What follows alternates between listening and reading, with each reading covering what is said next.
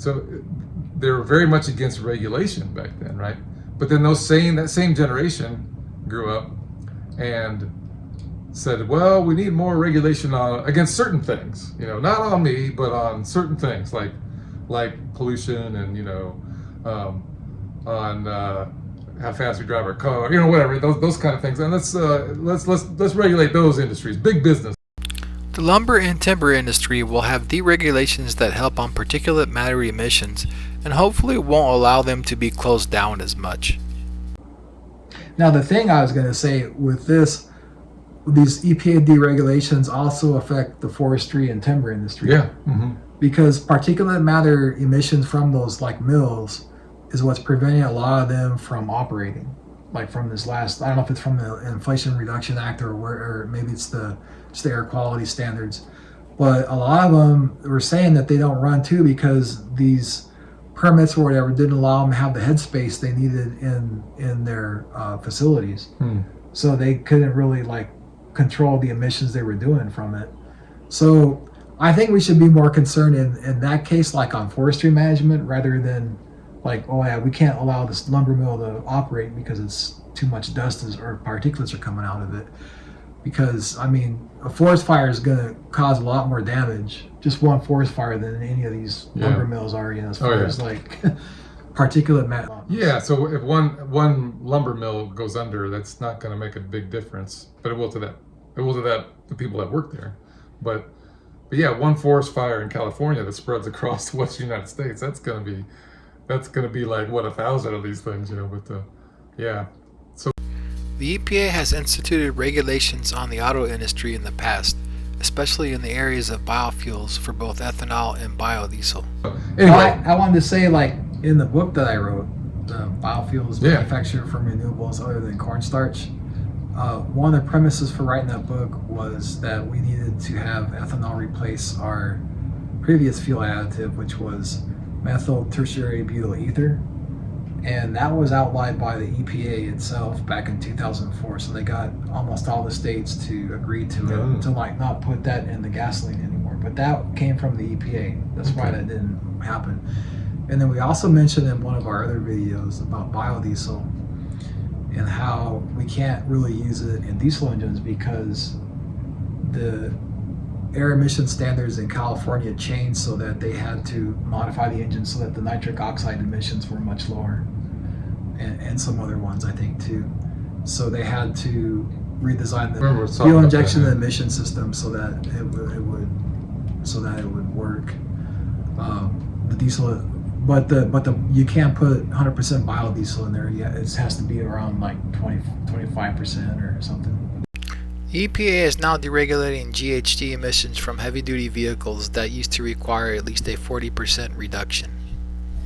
Let's talk a little about, if the common man drives a car, or woman, and they use it to get to work and everything. There's been a lot of regulations on trucks, vehicles, diesel trucks and things.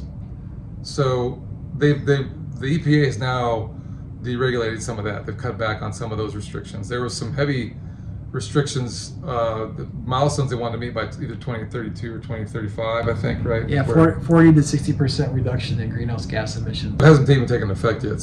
Deregulating the vehicle emissions from heavy-duty trucks, though, allows for more GHGs to get into the atmosphere, which is something they will still need to work on.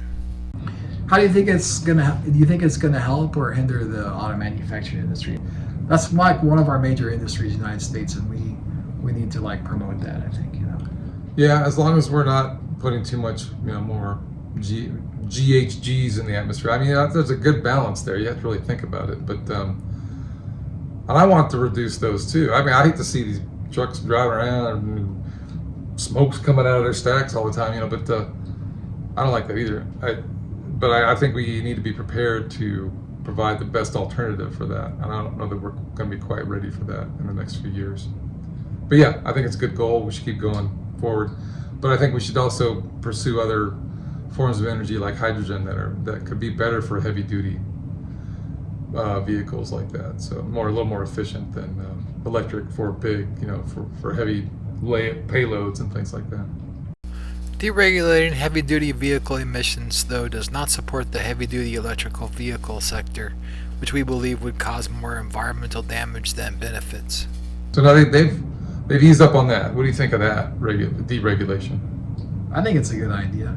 Yeah. I think it's a good idea. Yeah, because right now it helps in a lot of areas, especially in the United States, as far as the auto manufacturing industry. Our push was to make more electric vehicles, and I don't think that was the right direction to go, especially for heavy-duty vehicles. We talked about the heavy-duty vehicles. They wanted to go not all electric, but most of it electric. And I think we would do more environmental damage going that direction rather than keep building the diesel and trucks, heavy-duty trucks for transportation and other things.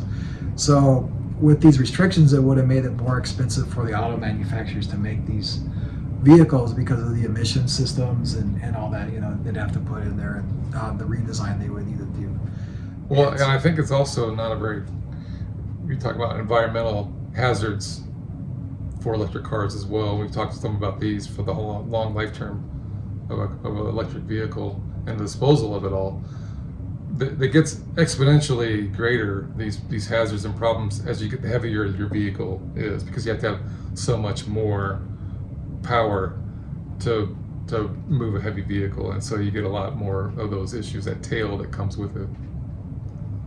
So I think that there are some issues there.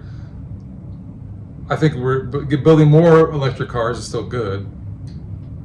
There's all the electric grid stuff we're talking about too. We got to fix. So there's I think that was probably just a little bit too quick. We're not ready for that yet. Infrastructure is not ready to handle that just yet.